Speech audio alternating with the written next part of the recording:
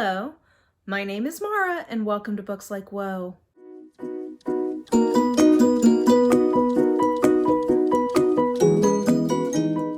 This is a video that has been 2.5 years in the making for me. I guess technically 25 years in the making in general, because this is my series review of the In Death series by JD Robb, aka Nora Roberts. I am releasing this in alignment with, in anticipation of, the 50th book in this series coming out, which is Golden in Death. It's coming out this February. And yes, you heard that correctly. It is a 50 book series. That's not even counting the roughly, I guess probably like 10 novellas in addition. So this is basically what I'm getting at. This is a long ass series, and it has been a long road for me to fully catch up with it. And to celebrate that, I want to give you the pitch on who I think this is a good series for. I want to talk about the things that I love about this series, and then I also want to talk about some of the critiques I have of the series and things that I would like to see going forward, some predictions, some fan fictioning on how I would like to see the series progress, etc. So strap in. I do want you to know that my intention is to make this basically spoiler free. Now,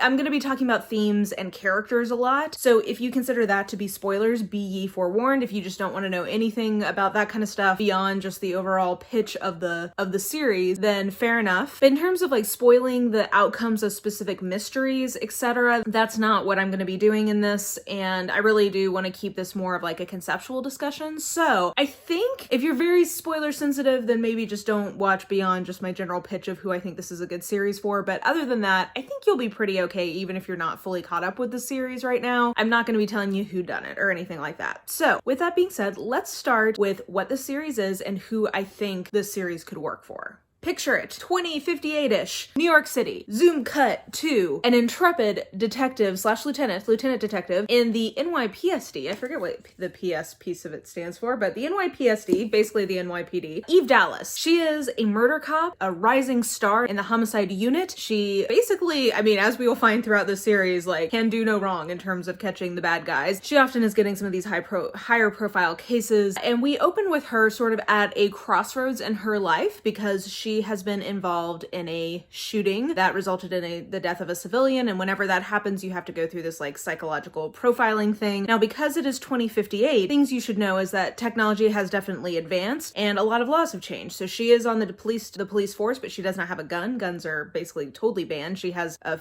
souped up version of a stunner that can be deadly but is not as deadly.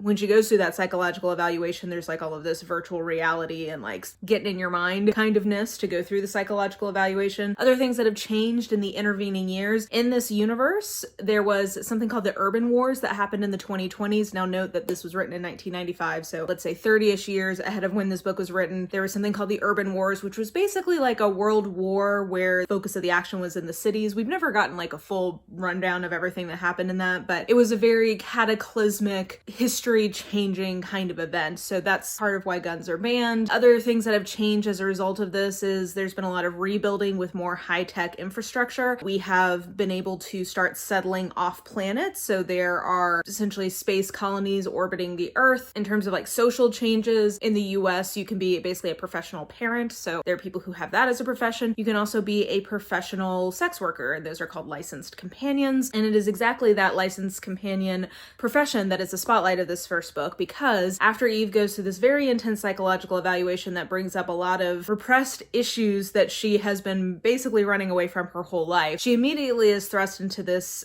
case where a licensed sex worker, a licensed companion, has been murdered, and very quickly she finds out, based on who this licensed companion is, the family she comes from, etc., that this is going to be a very political and a very sticky kind of investigation in terms of who all the players are. One of the key players involved in this first murder is a man named Rourke, and Rourke is a bajillionaire. He is like a huge titan of industry. Basically, most of his business focuses around real estate and technology, but he basically kind of pulled himself out of the gutters of Dublin and has, by hook or by crook, become this gajillionaire. And quickly he becomes a person of interest in her investigation, but equally as quickly Eve realizes that she and him have this sort of like very intense chemistry, very intense connection. And so that is sort of the personal piece of this that is developing alongside this very, solid crime crime of the week kind of mystery story. So to pause and just say, if you will listen to all the things I just mentioned, you will notice that there are 3 themes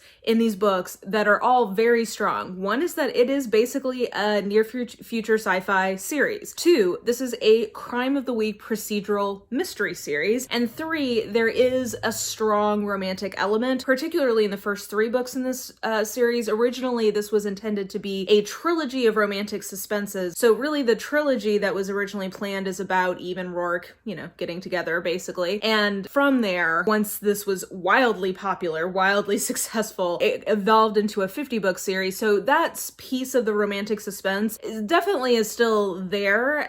Eve and Rourke's relationship is always a significant component of the books. But because they get together so quickly in the series, really what the series, the romantic suspense sort of transitions into just a very character-driven mystery component. So basically, the people who I think that this series will work for are people who really like all 3 of those elements, who really value character-driven mystery, and who really like a procedural type mystery. And one where it's not, I think often in these kinds of procedural or detective stories, the noir element I think has really infiltrated that subgenre, and we have a lot of broody, angsty detectives who are unlovable and have no real human connection outside of 1 or 2 people. What I think is really interesting about this series and what makes it different and special from a lot of books with that kind of archetype is that because it has that romantic suspense element and that gets established so quickly, really this is more a series about a noir detective who finds healing through the relationships in her life. And so it's very character driven and very focused on her going from, at the beginning of this series, really only having 2 people in her life: the man who trained her to be a detective, Captain Feeney, who's basically her father figure, and then a friend who was a pickpocket she picked up when she was a beat cop who just sort of forced her to be friends and is really like a sister to her, and that's Mavis. She goes from just having basically those 2 people in her life to having this rich circle of friends, of a deeply committed partner, and really a family structure. And it's about her learning how to process the things that have happened to her in her past, and her moving forward, continuing to be incredibly competent in her work, and really wrestling with where her work fits now into this new life where it's not the only thing that she has going the way that it was before. So that's the kind of pitch I have for the series in terms of if you would like this. I will say that A, because this is a crime-based book, there's a lot of, procedural stuff in these books, and B, because of the main character of Eve's backstory, there is a lot of description of very graphic sexual violence, and I am somebody who doesn't usually really, if I had known that going into this book, I don't know that I would have even started the series. I am obviously very glad I did, and I do think that it is described in such a way that it is not, if you're somebody who that is not something that you can read in detail, it is very skimmable. You do not have to sit in the descriptions of those and worry that you're missing big parts of the plot. So I do just want to give that as sort of a content warning, but that's basically the overview of what the series is and who I think would enjoy it. The other caveat I would give is that this was written in 1995, and I think we'll talk about this in the section where we talk about things that I like. I do think for 1995, these have aged very well because of some of the the way that JD Robb / Nora Roberts was envisioning the future, I think aligns with the sensibilities of today much better than it could have, having been written in 1995. But there are definitely jarring moments, especially in the first half of the series, of things that, just attitudes that haven't aged that well at times. So just know that as well. Some of the character archetypes I think we've kind of moved beyond. So just also sort of a stuck in its time a bit warning. But I will tell you, I think overall these actually have aged pretty gracefully so far. We'll see how long that lasts. But for now, I think these are aging pretty well. So aside from those 2 warnings, I think that that's most of my pitch of who might enjoy these and kind of what the series is about. So let me get into things that I absolutely love about this series. So I love so many things about this series. It's kind of hard for me to focus my thoughts and try to make this not just a total squee canon. But what I would say that in a nutshell, if you couldn't tell just even from my pitch of the series, the thing that I love most in this are the character dynamics. I love that often the way that these books are structured is that there is a crime of the week, and then there's also a specific character arc or dynamic that JD Robb is looking to flesh out. So for example, in Brotherhood and Death, we have a very compelling mystery around sort of like a ritual killing of these men who all went to Yale at the same time. So there are these ritual killings happening, but the first victim is the cousin of Dennis Mira, who is the husband of Eve's basically mother figure who she comes to cultivate in the series. So in this book, we're not only getting an incredibly effective procedural mystery, one that's very propulsive. This is one of the better mysteries, I think, in the series. We have that, but alongside that, Eve and Dennis are coming closer together. We're developing a better understanding of who he is and what he's about, and we're understanding more why Eve has a soft spot for him, because consistently in the series, she is described as sort of just like melting around him, and there's often this sort of discussion of like, if she hadn't found Rourke and if he wasn't,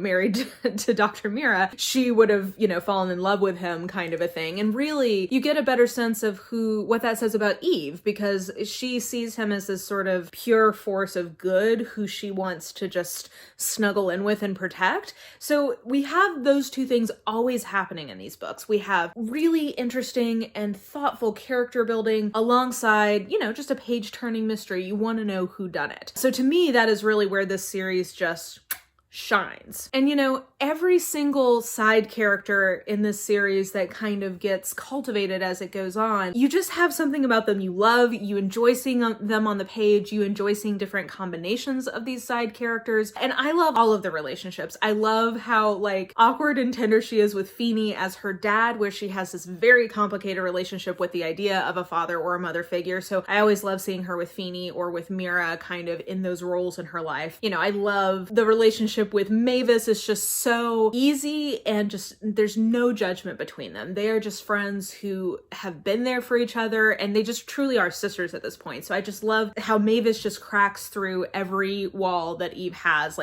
She cracks through the bullshit completely. I've loved seeing Eve become basically an aunt to Bella. I love how she interacts with McNabb, and how, she has this really sweet relationship that develops with Morris. And, I think that's one of the better books in the series, where somebody very close to the medical examiner, Morris, is killed, and they really deepen their relationship through that and develop an even tighter friendship through that. I love all of these relationships. Her adversarial, but really increasingly very sweet relationship with Somerset. There's all these great side characters, but to me, the relationship that stands out, aside from Rourke, and we'll talk about that here in a minute, but the real star of this series for me, the thing that I think hooked this into being a series that I absolutely love, is the exploration of her relationship with Peabody. Now, just in terms of a purely enjoyable thing to read on the page, the banter between them is so fun. They just have such a fun mentor-mentee relationship that really grows over the course of the series. I think you get to see Eve in sort of in her own way, being a type of mother figure, or at least a big sister or a mentoring kind of figure, which I think is a good look on her, and is part of what allows her to soften to the world around her. It's not just her relationship with Rourke, we'll talk about that, but that's sort of the catalyst. But I think what really allows her to fully open up to all of these new people in her life is having this relationship where she is having to be patient, and she is having to be connected to someone and really invest in them in a way that I don't think she'd really allowed herself to do very much. And it's a beautiful also mirroring of what happened with her and Feeney, because she is trying to live up to the example that Feeney set for her of how he really took her under his wing. He pulled her up, kind of off the beat rota, and gave her a chance to become a detective, and trained her into what we have to say is unquestionably the best detective that this police department has ever seen.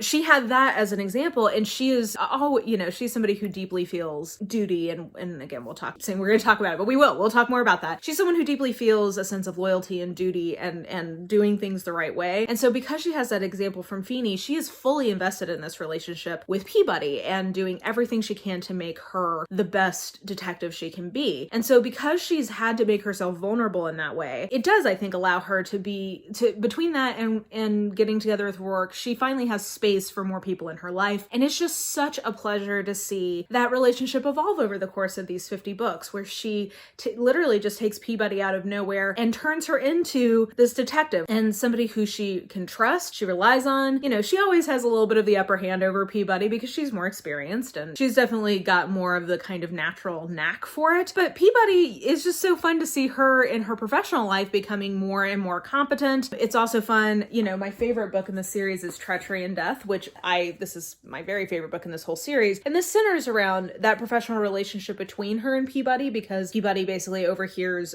some corrupt cops plotting something, and you really get to see Peabody taking taking a step forward in her career in this book. You also get a wonderful reflection in this book on Eve reflecting on what her role is as a boss, how she thinks about that, because she's not only trained Peabody, but she is the lieutenant of this whole division, and she is kind of the counterpoint to this corrupt lieutenant in this other department that they're investigating, and thinking through how she views the people who are under her command and how she views that responsibility. It's just incredibly thoughtful. So that, I think, that whole dynamic of work and mentorship and this relationship between Peabody and Eve, for me, is the part of the series that I just absolutely love and is my favorite thing to see. But of course, I also do love the Eve and Rourke relationship. So Eve and Rourke within romance genre lore are one of the most iconic pairings ever to have come out. Rourke is really the archetype for all of the billionaire kind of alpha E heroes that came after him, and a lot of subsequent very iconic romance couples have been based on their relationship. I think most notably Curran and Kate Daniels in the Kate Daniels series from Ilona Andrews are very closely based on Rourke and Eve. So it's this dynamic where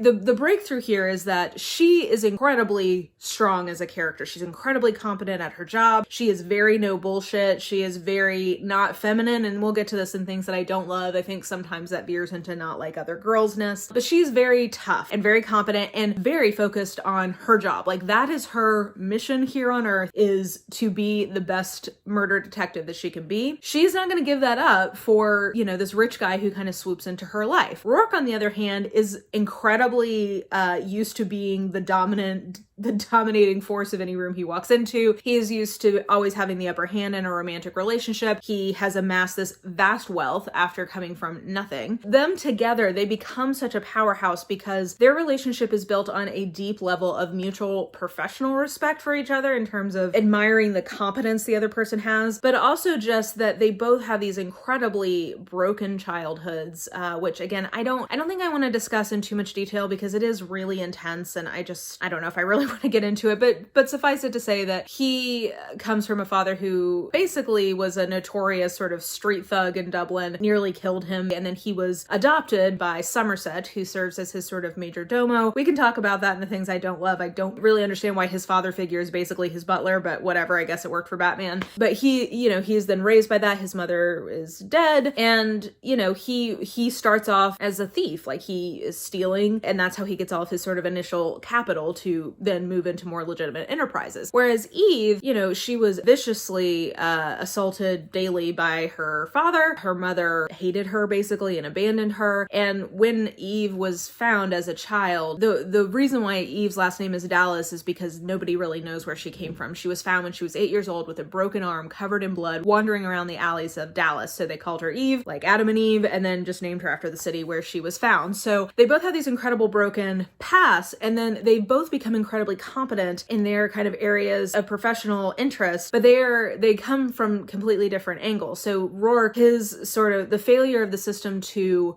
do right by him has inspired a real distrust and disdain for institutions and for this idea of law or order or justice. He has a lot of contempt for it at the beginning. Whereas Eve, I think because it failed her, she was raised in like a state institution basically, and I think her vision is to be the one in authority and to be the one doing it right. And so they both have similar pasts in a lot of ways. It has turned them into very different people in terms of their kind of outlook on life, but they complement each other. And that is really the tension that drives this couple, is two people with very similar pasts, but with very different sort of philosophical outlooks, and how that ends up creating this really lovely yin and yang and balance. And over time, I think Rourke, increasingly we see him understanding the value of what she does and understanding her sense of, even if everyone else around me is doing the wrong thing, like I can be a part of having honor in this institution, of doing what we are supposed to do, of honoring the dead and standing for them. Like I can do that even if other people failed to do the right thing for me. And I think she also sees his point of view more and more, that, a lot of times institutions do fail people and do end up hurting the people that they are supposed to be protecting or supposed to be supporting. So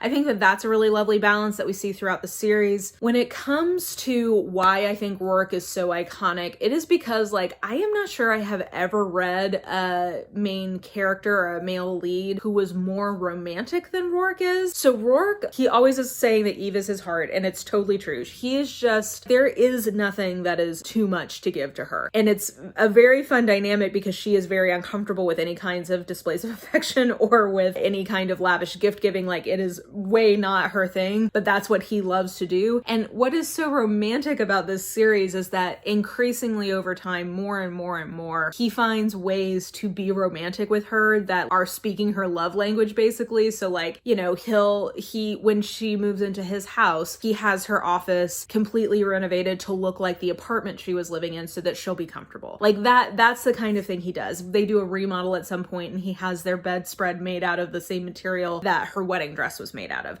He just is like the king of uber thoughtful gestures, and like if Eve would let him, he would spend all his time just like petting her, basically. Like he would just, like, all he wants is to just express his love to her, and she's so uncomfortable with it. So it is such a beautiful yin and yang, because as time goes on, she learns how to accept that more and more, and she also learns how to give him things. I mean, because what do you get a billionaire? But there's this whole theme of gift giving in this series that I think is really beautiful and very romantic. That's just one example, but I think the relationship between them is incredibly romantic. You really believe that they are just like passionately in love with each other. They are each other's lobsters. They are unquestionably each other's soulmates.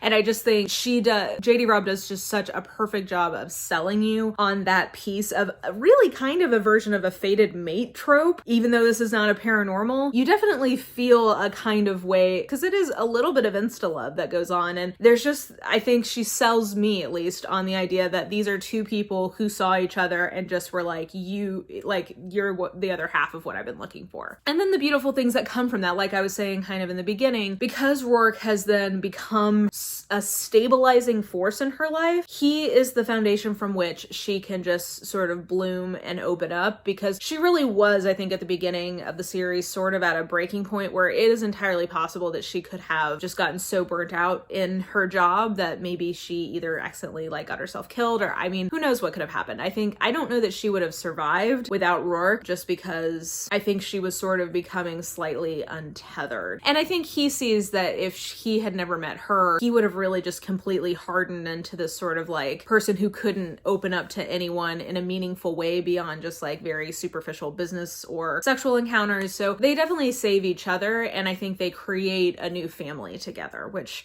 is a huge part of romance landia, or the kind of romance subgenre. Is it's not just that two people are coming together, it's also a family being created either literally through children or just sort of in the community. So I definitely think this book has a very strong sense of like communal dynamics, family dynamics that keep me coming back for more. And then beyond the characters, because as you can tell, that is clearly like where my number one interest in this series lies. But the other things that I love about this is I do really think that these are really strong mystery plots. They're a lot of fun.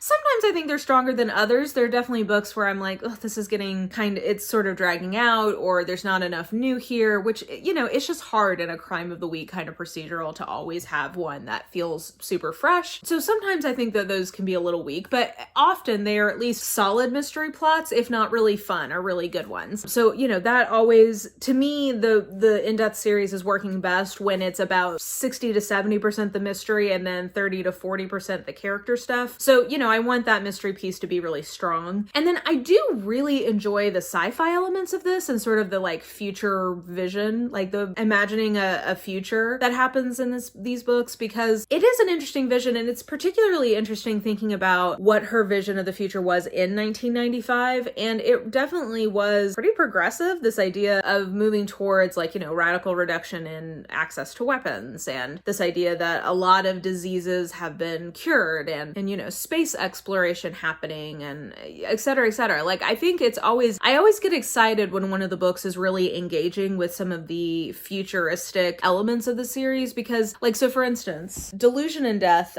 centers around basically like a very sophisticated bio agent that causes people to like go crazy and kill each other, like as a very high-tech chemical weapon. Like, I think that was a really interesting and smart basis for a mystery that is set in the future. And I always love it when she leans in to those elements of the story, because I think it creates some freshness in some of the plotting. I like her world, and I've actually starting to segue into things that I don't like as much, or I wish were different. I wish she would lean into some of those elements a little bit more beyond. She does love a sensitive. So one of the things in the series is that there is a recognition that some level of sort of like psychic ability has like a biological basis, or it's like recognized as a biological phenomenon. So these people are called sensitives, and they can either kind of read your mind or sort of influence your mood, or just read you. And it's portrayed as a physical, not a supernatural thing. But then there are also sometimes allusions to there also being supernatural elements in the world, and that I'm never as into, but because I think it's too much for the series. But she definitely does have these elements of her world that she'll use as major plot pieces, and I love it when she does that. I wish she would do it more. I do think she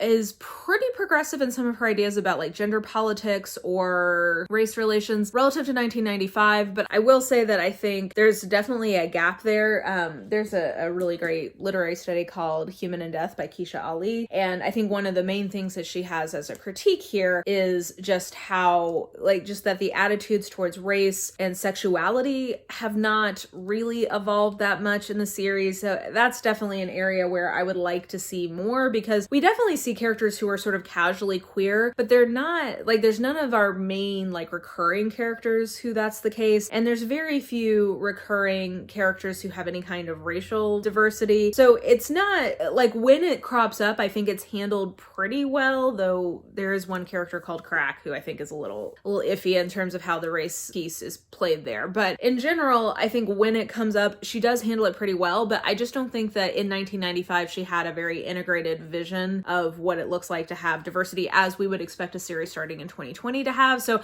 I do think that's a little bit of a stuck in its timeness that doesn't always work for me. So I think Keisha Ali talks about this in depth in a way that I think is really interesting and helpful. I guess I should also mention that I think the way that sexual violence is portrayed in these books in general, I think is pretty well handled. I do think that it can sometimes be a little pat, but the thing that I do appreciate is that there is this posture of the fact that you are never just like done being healed from something like that. You really see Eve over the course of these books reckoning with what was done to her and what happened to her in a new way all the time. And I think that anybody who's experienced things like that, that is real to life, that you're not just like, oh, I, did 10 rounds of therapy and now I'm just good to go forever. That's really not the attitude of the book, and I very much appreciate that. I do think sometimes it can be a little simplistic and sort of one-to-one comparisons of how experiences like that impact people, but I think overall, considering that like JD Robb is not a psychiatrist, I feel like it's a pretty good handling of that, but it is a very strong theme throughout the books, so just know that. The other thing is, I think female rage is a very strong theme throughout these books in a way that I think is interesting, and I think Eve's role as a woman and her kind of gender, her portrayal of her gender, I think is really thoughtful, interesting, different, often.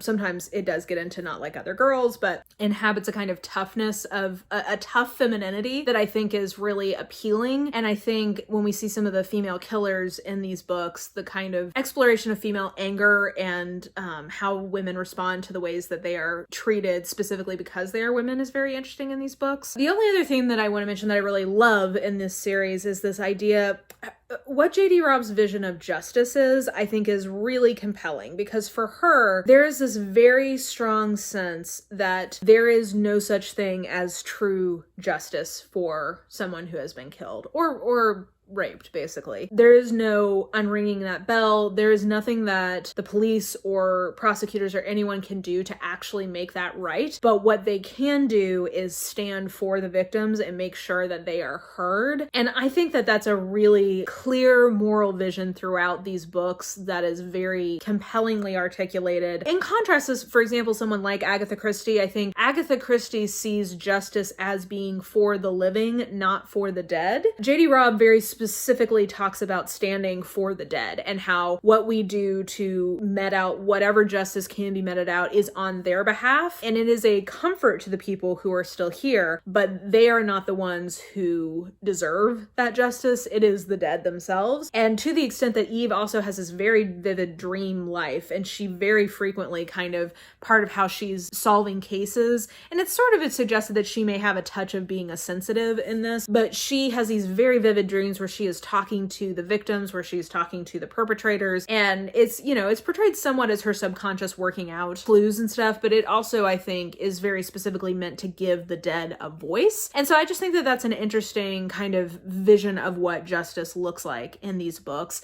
And there's always this very strong moral center in every single one of these books. So I appreciate that, even when, for me, that's what tempers some of the really difficult imagery, is that it never feels like it's being fetishized and it never feels like prurient. It always feels like it is meant to incite outrage and to remind you that this is wrong. Like, it's never meant to let you just like enjoy it. It's always meant to invoke your disgust response and not your sort of like dark, weird, voyeuristic response. And I very much appreciate that in these books. But one last thing I love before we move on to some of the other critiques that I have. One thing is that I do really love that this is a series that takes the implications of what happens in one book seriously for the future of the rest of the series. So sometimes in these crime of the week or procedural type shows or series, they'll have a case that is so like crazy out there that if it was happening in real life, there is no way that there wouldn't be a million Netflix docuseries about this crime, that there wouldn't be like major books written about it, that it wouldn't be something that you were like known for. I like that there's one case in particular,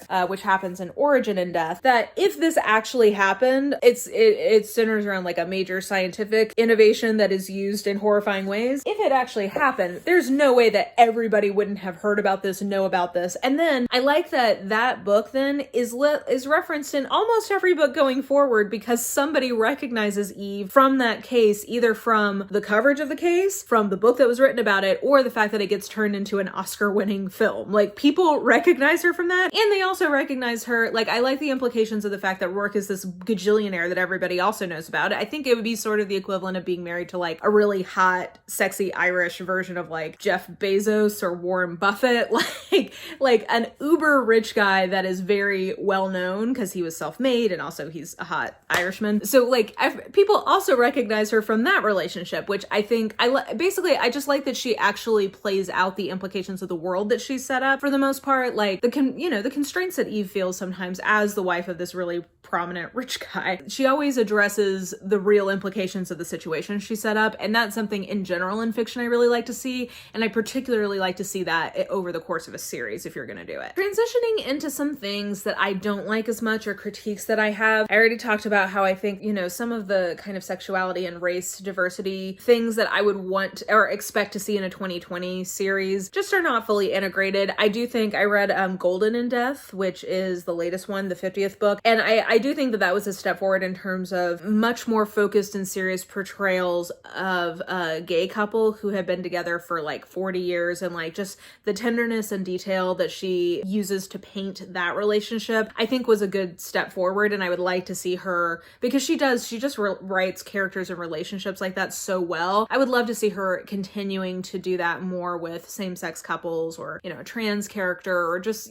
some, not just like the traditional cis het normativity. Like that would be, I think that is something that I would like to see her growing in. I also think that there is a tone deafness at times to the class elements of this. So the fact that, and again, I want to be sensitive to the fact that this was written in 1995 originally. I think that if you started a series like this today, it would look different. But I do think that often there's just like the amount of immense wealth that Eve and Rourke now have access to is treated very casually. I do think that she constantly is showing Eve being very uncomfortable with that. In that sense, I don't think it necessarily is such an overt sort of fetishizing of that wealth. Like, it doesn't feel like a wealth fantasy the same way that like 50 Shades of Grey is a wealth fantasy, and very clearly Christian Grey comes out of a line that started with Rourke. I think, you know, it's not that, but the fact that, you know, Rourke can fly her wherever she wants to go if she's had a tough case and like they want to get away for the weekend, they'll fly to Italy. Like, there's a lot of just there is a wealth fantasy involved in this, and I do think that sometimes that's not always fleshed out as much as I would like it to be. I also think that there definitely is some weirdness around Eve and her relationship with her own femininity. As the books go on, I think that JD Robb / Nora Roberts became more aware of that and has made there be a little bit more countervailing forces, I think, particularly with Peabody having some very girly sides. But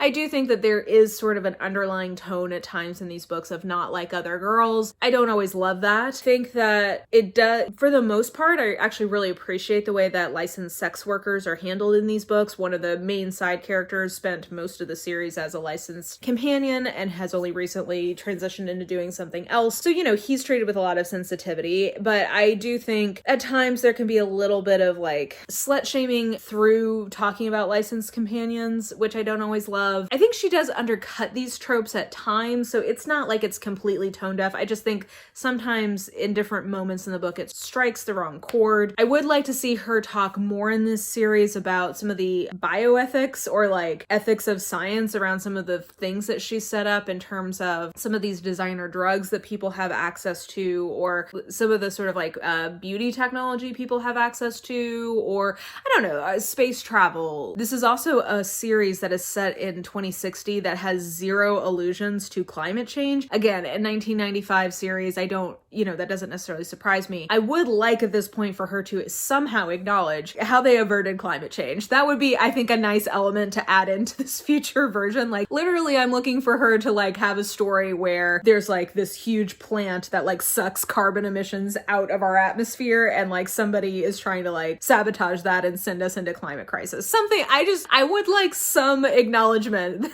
that we have got to 2060 and it's not like 110 degrees Fahrenheit every day in New York City. Like, that I think is something that at this point she needs to incorporate into her world somehow. But if I was going to give one critique of the series, and I will say that this critique very much got addressed by the mid-20s of the series, and it is a stuck in its time element. But early in the series, Rourke did, you know, Rourke was, as I was talking about earlier, a very notable transition type character because he was a billionaire and he was very dominant, but he wasn't an alpha hole. He wasn't like so over the top alpha that he was just an asshole who's basically being emotionally abusive in some ways to the heroine or like completely treating her like a child. And in 1995, that was a huge step forward. That was definitely, 1995 was sort of a transitional time in kind of romantic archetypes in commercial fiction. So I think he was definitely very progressive in the moment. However, he does retain this, there's always this authorial attitude in the earlier books that he is right when it comes to anything in their relationship.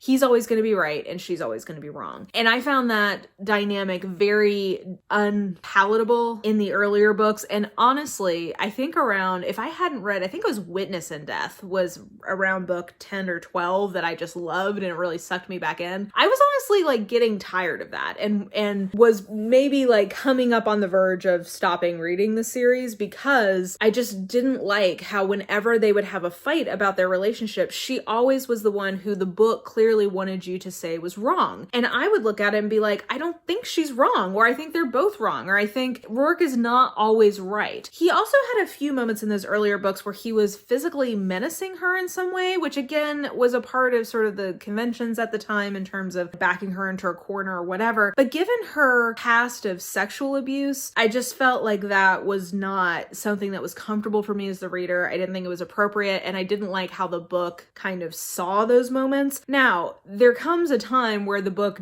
the books do become more aware of that and notably transition away from that. Like, their relationship definitely evolves forward significantly, starting in the late teens, but definitely by the mid-20s, where it is much less the authorial position that Eve is always wrong about things in their relationship. It's much more about them having fights, both acknowledging where they need to make compromises, or, you know, sometimes he's right, sometimes she's right. Like, it doesn't just feel like the same conflict over and over again in their relationship, which is how it was starting to feel to me in the earlier parts of the books. So that is something that in the course of the series I don't love. But now we're at book 50 and I basically never feel that way anymore. And Rourke is the other thing that has changed is that Rourke is very much involved in her investigations in an increasingly official way as the books go on.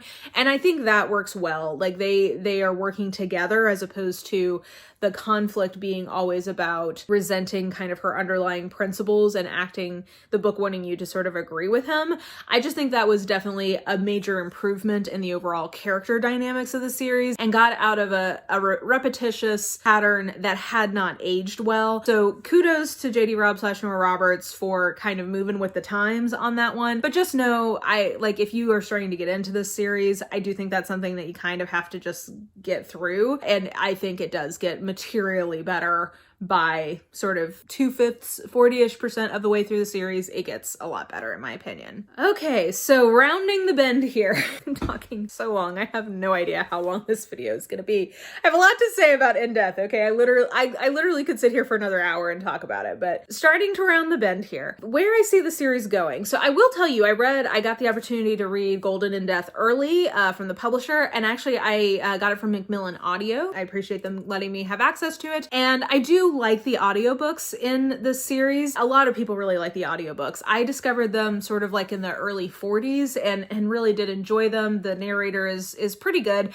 I will say that I find listening to those audiobooks on one speed to be a much less pleasant experience than listening to double, but that's just personal taste. All that to say though, I did get to read Golden in Death early, and I thought it was a really good entry. Because it was the 50th book, and because it was called Golden in Death, I was hoping for more milestones to happen in this book, which is not so much the vibe. So that's just my, personal expectation that wasn't met. Not so much indictment of the book itself, but it was a solid entry, but it does leave me wondering kind of where we go from here, because it has been a while since we've had like a major character movement forward. So in terms of where I see the series going, or what I would like to see happen, or like my fan fiction of how this wraps up. So JD Robb has said multiple times that when Eve and Rourke have kids, the series will basically start winding down. Like, she basically has said, I don't see how they could maintain these work schedules and this intensity of focus on work and have kids, which makes sense because part of Eve's whole process is that she throws herself 3,000% into a case. And I think if she had kids, that wouldn't feel appropriate the same way.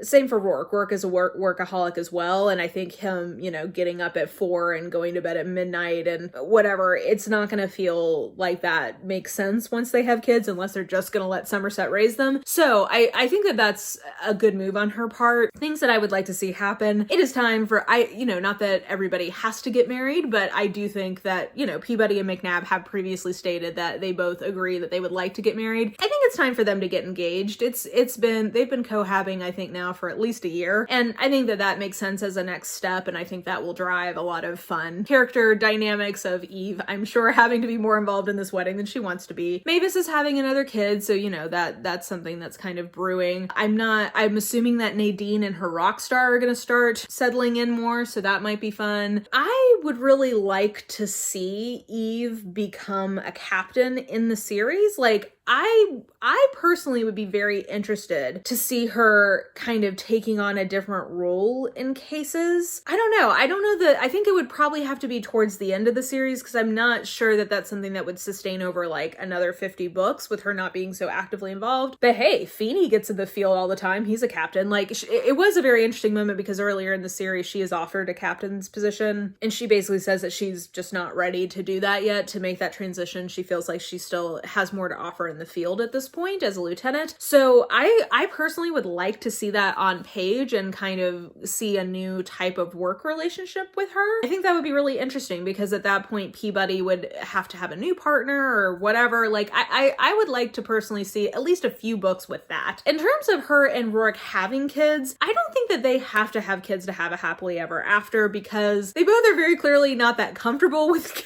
children. Like they both, Mavis keeps making them be there for the birth and like both of them cannot process that. And I actually really like that they're both sort of on the same page, but I do think it's time for them to at least start talking more seriously about a timeline on that because Rourke has specifically said several times throughout the series that he expects that they will have kids at some point. And she basically has been like, oh my God, that freaks me out, too much to think about. But like, yeah, probably let's not think about that right now seems to be sort of her option or her kind of outlook. I do think that we're at the point where I would like to see them at least discussing what it would take for them to both be ready for that. And if that's something that they still want. If they do have kids, in my mind, they have like twin girls and they name one of them after Charlotte Mira and one of them after Siobhan, who's Rourke's mom. I just think that would be adorable, and I would love to see Somerset having to like do little not having to, he would love it, be like doing little tea parties with them. And I also think that having girls would bring up a lot of intense emotional angst for them. And so while I agree with her that that would have to be towards the end of the series, I would like to see at least a couple of books with them dealing with being parents and all of the emotional implications of that. I think that that would be compelling.